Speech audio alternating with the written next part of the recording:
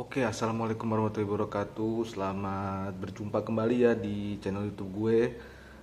Dan kali ini kita bakal review film lagi nih. Jadi kemarin gue baru aja nonton film terbaru ya, yang disutradarai James Cameron.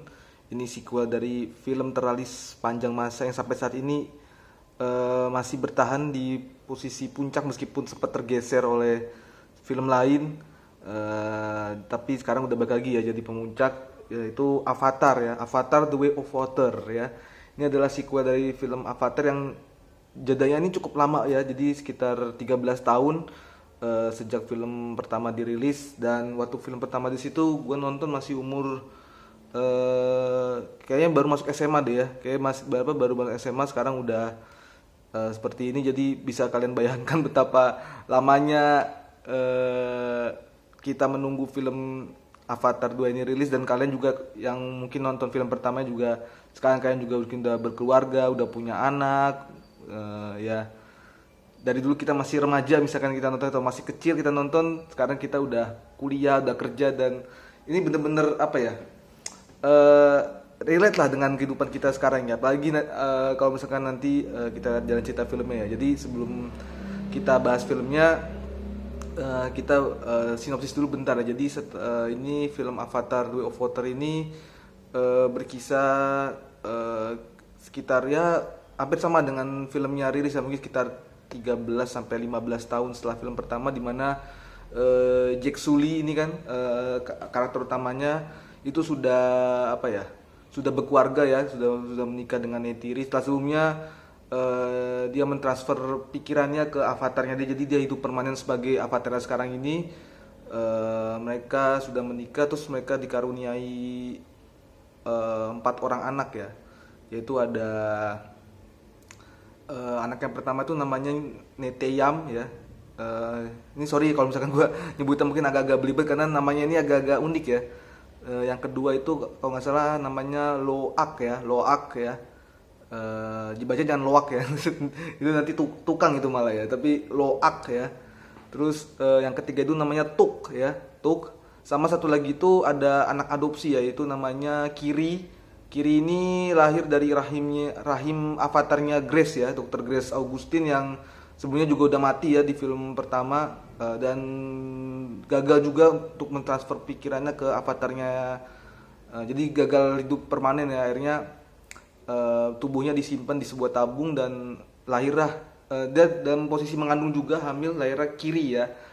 Sama satu lagi itu ada satu anak manusia yang sebenarnya apa ya, official sih nggak diadopsi oleh apa ya, oleh keluarga Jack Sully ini, tapi ya sering nongkrong lah sama anak-anaknya Jack Sully ini, namanya Spider ya. Jadi ini anak manusia yang tinggal di Pandora ya. Nah, jadi setelah 15 tahun ya, setelah 15 tahun kejadian di film pertama, Jack Sully sekarang hidup bahagia meskipun masih apa ya, masih dihantui lah apa ya, perasaan-perasaan yang apa ya, bukan gue nggak bilang perasaan bersalah, tapi kayak perasaan khawatir gitu lah ya, bahwa suatu saat musuh mereka bakal musuhnya dia itu, ya musuh Jack Sully dan itu, musuh mereka bakal muncul lagi, bakal mengganggu keharmonisan keluarganya lagi. Jadi dengan tanggung jawab sebagai kepala suku ya istilahnya ya, jadi sebagai Toruk Makto ya di apa ya, di bangsa hutan istilahnya ya, di forest people-nya Pandora. Tanggung jawabnya besar ya, saya membesarkan anak-anaknya, menjaga keutuhan keharmonisan keluarganya, juga tetap apa ya, tetap melayani lah rakyatnya yang ada di sini. Jadi singkat cerita, RDA ya, ini perusahaan yang yang dulu berniat untuk apa ya, untuk memanfaatkan Pandora menjadi sumber apa ya, menjadi ladang mineral ya kalau nggak salah ya, ladang mineral. Sekarang mereka malah punya rencana untuk menjadikan Pandora sebagai planet tempat tinggal ya. Jadi kalau yang dulu cuma ngeruk hasil kekayaannya aja, sekarang malah pengen ngerombak Pandora itu supaya bisa ditinggalin oleh manusia ya. Jadi RD ini emang nggak kapok-kapoknya ya, nggak kapok-kapoknya. Sekarang dipimpin oleh jenderal baru ya, yaitu Jenderal Ardmore ya. Setelah sebelumnya Jenderal Miles Quaritch itu mati dibunuh oleh Neytiri. Jadi Kali ini Quaritch juga balik lagi, tapi sekarang dia badannya sama kayak Jack Sully, jadi dia badannya avatar ya, badannya avatar tapi pikirannya itu ditransfer, jadi pikirannya itu dikumpulin jadi satu alat gitu, terus dikumpulin terus akhirnya ditransfer ke badan avatar bersama 5 kalau nggak salah ya, 5 anak buahnya, jadi ada 6 tuh. Itu dinamakannya rekombinan, jadi tubuhnya avatar tapi pemikirannya tuh orang apa manusia ya. Nah, itu mantan marinir yang mati itu di film pertama ya, semuanya itu ditransfer ke situ. Dan dia ini ya setelah tahu dia hidup lagi, dia masih punya dendam pribadi ya dengan Jack Sully, jadi dia ingin balas dendam buat ngecari Jack Sully, sekaligus juga mulai melancarkan ambisi dari RDA ini untuk kembali menghancurkan apa ya, kembali memanfaatkan planet Pandora ini ya. Jadi Pandora itu ditinggali, jadi ya setelah tahu akhirnya Jack Sully kembali melawan, tapi itu berarti membahayakan rakyat dari bangsa hutan ya. Akhirnya dia memutuskan untuk mengungsi, pindah ke bangsa laut ya. Jadi dia pindah ke satu klan yang dipimpin oleh Tonowari dan istrinya Ronald. Nah di situ mereka akhirnya hidup sampai akhirnya ya itu akhirnya mereka tinggal, mereka hidup di sana, mereka aktivitas di sana sampai akhirnya RDE tahu posisinya di mana dan akhirnya balik lagi buat menuntaskan misi mereka, terutama Quaritch ya. Jadi itu mungkin sinopsis singkatnya ya tentang film Avatar ini, yang Avatar kedua. Jadi kalau gue lihat sih di film Avatar 2 ini storyline-nya sebenarnya kalau menurut gue ya itu lebih ringan ya dibanding film pertama ya. Kalau film pertama tuh banyak banget yang diceritain ya. Jadi tapi diceritain baik pun juga porsinya pas masing-masing, jadi kebagian gitu loh. Jadi kalau dulu kan film Avatar itu menceritain gimana awalnya Jack Sully bisa ikut program Avatar bersama teman-teman yang lain, terus membedah planet Pandora itu seperti apa itu kan, terus menceritakan navinya, terus menceritakan pergolakan batinnya ketika dia harus harus melawan manusia untuk membela Navi ya, pada itu dia manusia. Terus banyak lah yang ceritain ya, banyak lah sampai set karakternya pun kayak Dr. Grace, kayak orang-orang yang ikut program Avatar lain tuh ya. Itu kemarin itu ceritanya lebih apa ya, lebih kaya, lebih kompleks, tapi diceritainnya tuh porsinya pas gitu loh ya, ceritanya porsinya pas. Jadi kalau gue di sini film kedua ini storyline sih lebih apa ya, lebih ringan ya, storyline itu nggak terlalu banyak ya, fokus kepada keluarganya Jack Sully ya, yang keluarganya Jack Sully, terus juga fokus kepada ya sebenarnya fokus ke keluarganya dia sih yang paling utama. Jadi kita mengikuti di mana keluarga Jack Sully ini dari awalnya tinggal di bangsa apa, di Pandora bagian hutan, akhirnya dia memutuskan untuk mengungsi pindah ke laut karena keselamatan keluarganya dan warga di sana terancam, akhirnya dia harus pergi ya kan. Gitu aja sih sebenarnya. Maksudnya bahkan RDA pun sendiri sini juga apa ya, kalau gue di sini juga apa ya, nggak terlalu berperan sih. Maksudnya ya untuk setup awal filmnya juga untuk setup awal di filmnya tuh ada gitu, jadi ada motif ya bahwa RDA ini akan kembali menjadi musuh utama, cuman akan kembali menjadi musuh, tapi musuh utama itu ya lagi-lagi Miles Quaritch ya, yang masih punya dendam kesumat gitu loh. Jadi ya ini sebenarnya klasik sih, jadi kayak kisah apa revenge story gitu ya. Jadi adu gengsi ini antara Quaritch ini yang masih gak rela dikalahin sama Jack Sully. Sebenarnya itu ya apa ya, lebih simple sebenarnya ceritanya, cuma itu aja tuh kalau itu ya. Ya kalau gue sih cuma ngikutin perjalanan keluarga Jack Sully dari pindah ke hutan sampai ke laut, terus ceritain gimana adaptasinya mereka di sana, terus ceritain lagi gimana pasukan RDE sampai ke sana sampai akhirnya perang, gitu-gitu aja sebenarnya. Cuman yang bikin gue seneng tuh, yang bikin gue cukup enjoy nonton ya selain karena visualnya bisa kita bilang ya apa ya, improvement bener-bener lah ya, bener-bener improvement banget dari film pertama ya. Wajar lah 13 tahun disiapin, tapi visualnya nanti sih gue ceritain ya, cuman gue mau ceritain karakternya dulu. Jadi yang bikin gue enjoy itu karena ada beberapa karakter yang menurut gue stand out ya. Kalau gue sendiri ada 3 ya sebenarnya yang cukup menarik minat gue ya untuk menonton film ini ya setelah habis. Jadi Sebenarnya ada tiga sih yang memorable sih. Kalau menurut gue ya, tiga kata memorable tuh yang pertama ada si Loak ya. Loak anak keduanya itu yang adiknya Neteyam dan kakaknya Tuk ya. Itu dia bener-bener apa ya? Kalau bisa gue lihat sih salah satu apa ya scene stealer ya. Karena setiap scene-nya itu bener-bener apa ya? Bener-bener membuat gue tertarik gitu untuk tahu sih karakteristik Loak ini seperti apa sebenarnya gitu loh dari interaksi dia dengan keluarganya, bapaknya, ibunya, bapaknya yang apa ya yang selalu marah-marahin dia terus, selalu nyalain dia terus gitu kan.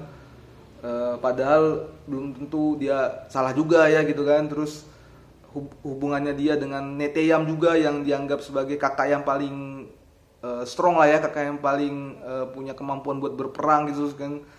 Terus apa ya dengan adik-adiknya dan sampai dia akhirnya pindah ke laut juga ya. Dia juga ketemu sama anaknya kepala suku, anak si Tonowari itu dan istrinya Ronald ya. Gue lupa namanya siapa ya. Sirea namanya ya, Sirea. Ketemu dengan Sirea, mulai ada percikan-percikan asmara di situ kan. Terus dia akhirnya belajar bagaimana cara adaptasi sampai dia ketemu satu makhluk. Mungkin nggak bisa gue ceritain, kalian bisa nonton sendiri ya. Tapi yang jelas dia ketemu satu makhluk yang awalnya serem nih kelihatannya, tapi akhirnya bisa jadi teman buat dia gitu loh, bisa jadi sahabat buat dia. Itu gue seneng sih ngeliat interaksi, apalagi interaksi antara dia sama makhluk itu, sama monster itu ya.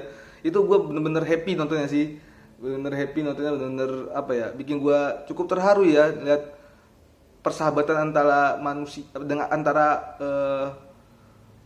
makhluk ya, antara makhluk avatar dengan monster itu ya. Itu bagi gue beautiful sih gitu. Jadi itu Loak itu benar-benar sebagai anak kedua dari 4 bersaudara ya kalau kita ngitung si Kiri. Itu benar-benar apa ya, benar-benar nunjukin bahwa dia nih pengen diperhatiin juga gitu loh sama bapaknya, pengen berontak lah gitu loh. Pengen berontak bahwa dia juga punya peran, dia juga bisa ngapa-ngapain gitu loh, nggak selalu di bawah bapaknya, kakaknya gitu. Dia pengen stand out gitu loh, pengen menunjukkan bahwa dia juga bisa untuk membela keluarganya. Itu menarik sih kalau karakter si Loak ini ya, ceritain ya. Terus yang kedua itu Kiri ya. Kiri ini anak adopsinya Geksuli ya, dari si Grace. Kiri ini gue seneng sih ngeliat dia. Jadi kayak apa ya, Kiri ini kayak karakter yang kayak ibarat kata nih bocah freak. Jadi bocah yang kesannya kayak rada-rada aneh gitu, kadang outcast. Cuman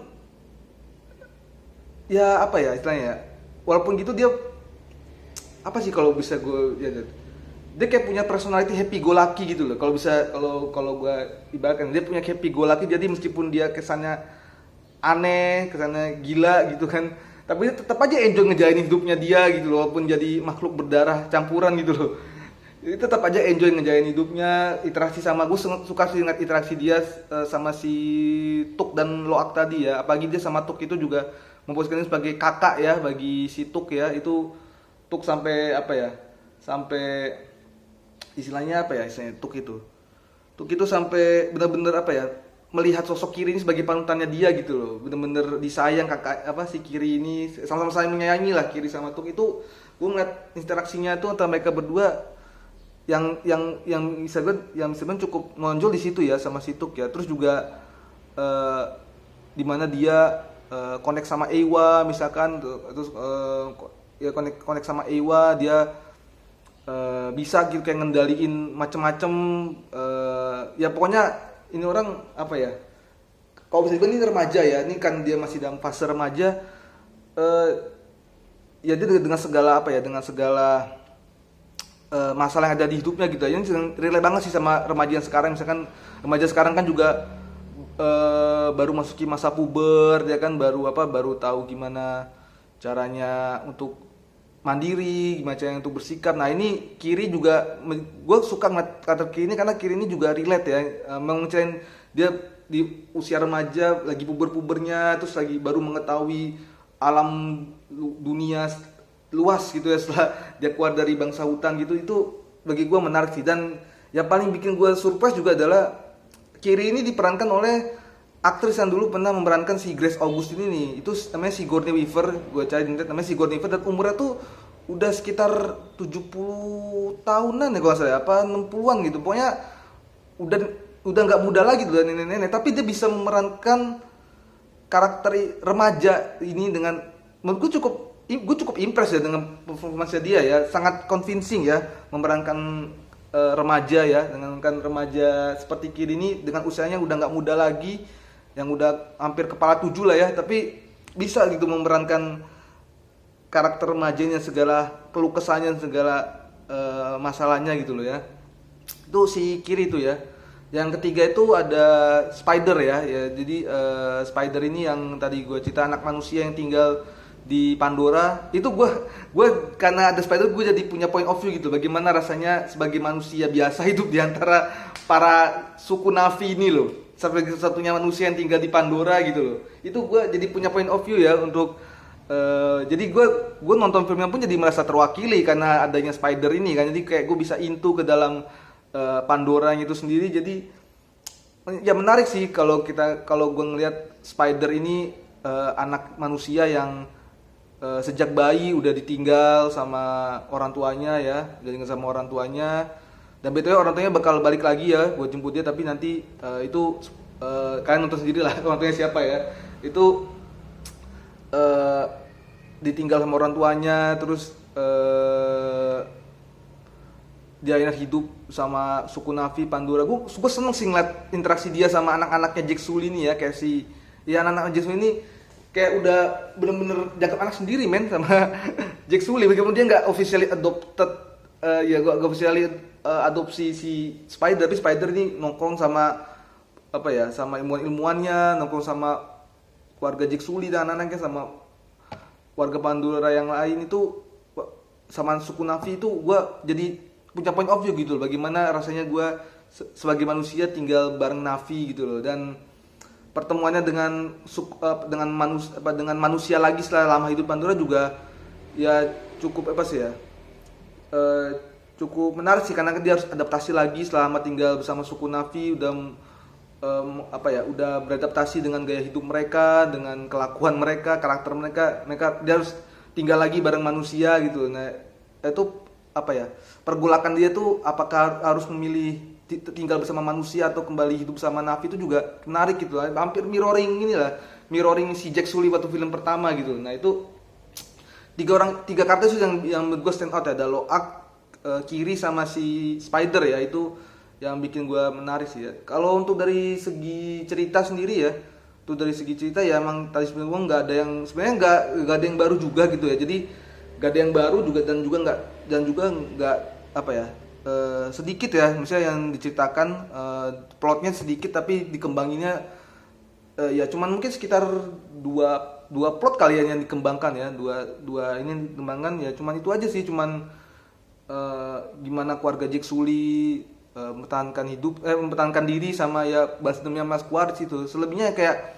RDA motifnya untuk koloni Pandora juga belum terlalu didalami juga di sini, baru sekelumit awalnya aja gitu ya.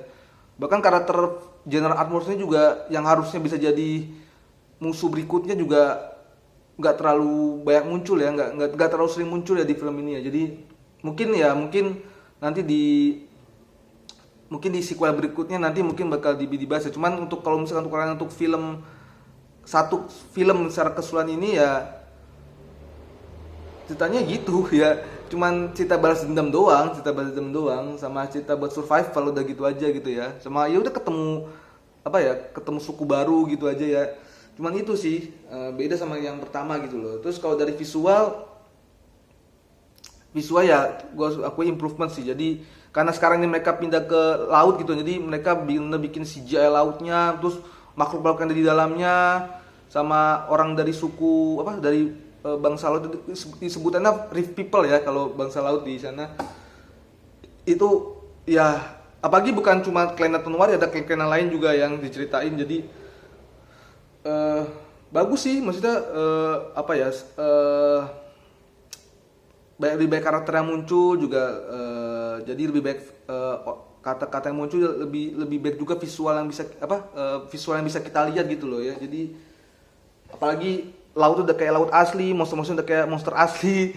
Terus juga kalau gue lihat karakter dari Jack Sully-nya kan, Jack Sully, Neytiri dan kawan-kawan lainnya kan, termasuk anak-anaknya si Kiri dan lain juga kan, semua avatar itu kan, Navi dan lain-lain kan itu pakai motion capture. Ini gue lihat karena banyak aktor-aktor dan artis sebelumnya yang karakter manusia udah mati, jadi mereka bisa fokus meranin karakter, istilahnya karakter Navi mereka itu, jadi mainannya lebih total gitu loh. Kayak Sam Worthington ya yang menjadi Jack Sully, kan manusianya udah mati nih, tubuh manusianya udah mati, dia fokus dia sekarang cuman ada di tubuh avatar, dia benar-benar fokus meranin itu. Dan gue lihat, gue bisa lihat sih ya bang, memang nggak sebaik di film pertama ya, lebih bagus di film pertama perannya. Cuman kalau untuk film ini ya, sebagai Jack Sully yang sudah jadi bapak dan jadi raja, ya bagus sih, cukup bertanggung jawab, cukup tegas gitu loh meraninnya. Karena dia bisa fokus ya ke satu. Sigourney Weaver juga tadi, karena Grace udah mati, dia bisa fokus meranin Kiri dan benar-benar nunjukin ini performa yang benar-benar kalau bisa dibilang paling stand out sih Kiri sih, emang itu benar-benar convincing banget ya. Ya Neytiri, kalau Neytiri ya Neytiri tetaplah Neytiri ya, meskipun mungkin porsinya agak dikurangi, tapi nggak apa ya, tetap Neytiri ya, tetap bisa jadi istri yang baik sekaligus tegas untuk Jack Sully ya, anak-anaknya juga gitu kan. Sampai bahkan gue juga cukup impress ya dengan Quaritch ya dan pasukan tentaranya yang udah bener-bener full jadi Navi. Wah, itu visualnya juga lebih kaya sih gitu ya. Itu banyak banget sebenarnya tuh, dari Navinya, dari lautnya, hutannya, dan bahkan yang nggak berhubungan sama Navi lah, kayak robot-robot gitu lah. Itu juga bagus sih, itu bagus visualnya ya. Selebihnya ya kalau bisa gue bilang, kalau dari film pertama ya gue akui sih ya, maksudnya film pertama dan film kedua ini bener-bener beda ya. Tapi kalau dari segi storyline emang masih lebih bagus film pertama ya, karena ceritanya lebih banyak, lebih kaya, lebih macam-macam lah konflik yang ditawarkan. Tapi untuk film kedua emang ceritanya cuman itu aja konfliknya ya, cuman gimana Quaritch ngeburu Jack Sully menyelamatkan diri sama keluarga, itu aja sebenarnya sih sebenarnya. Yang lainnya kayak cuma jadi subplot yang ya gue sih nggak tahu ya apakah subplot itu bakal dikembangin di film selanjutnya atau gimana. Tapi kalau misalnya itu kan kembangin, sayang sih, karena RDA ini udah punya motif, terus pendapat karakternya yang kayak bangsa Tonowari dan Ronald sendiri pun juga, pemimpin kliennya juga belum terlalu diekspos, lebih ke anak-anaknya yang diekspos, yang anak-anaknya diceritain lebih dalam. Gue sih pengen tahu lebih dalam lagi loh karakter Kiri sama Loak ini gimana setelah, apalagi setelah nanti istilahnya. Gue nggak mau spoiler sih, tapi gue sih ngelihatnya Kiri sama Loak ini bakal punya peranan lebih besar sih di film selanjutnya ya, film ketiga ya. Tapi kalau untuk sekarang, untuk introduction mereka udah cukup bagus sih ya. Cuman memang masih butuh pendalaman aja buat film selanjutnya. Visual ya jelas visual lebih bagus film ini ya, yang kedua dibanding yang pertama. Sama kalau untuk kalau untuk mengambil gambarnya, angle segala macam, ya itu musik juga segala macam, ini udah peningkatan luar biasa ya. Sampai ada yang underwater scene-nya itu loh, dengan pakai kostum motion capture itu. Gue sempat foto-foto juga sih ya, foto bensinnya. Itu bagi gue udah beyond teknologi lah dalam pembuatan sebuah film lah ya. Ini mungkin Avatar yang menjadi pertama yang mengawali motion capture underwater kayak begini ya.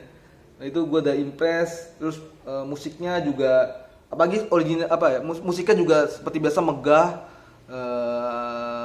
Hampir sama lah kayak film pertama ya. Cuman bedanya original songnya nih. Original songnya gue lebih suka original song yang film ini ya dibanding film sebelumnya. Itu sekarang dinyanyikan oleh The Weeknd ya. Itu gue lebih bagus ini ya dibanding original songnya film pertama. Kalian juga bisa nonton videonya sih di YouTube, sudah keluar juga lirik videonya.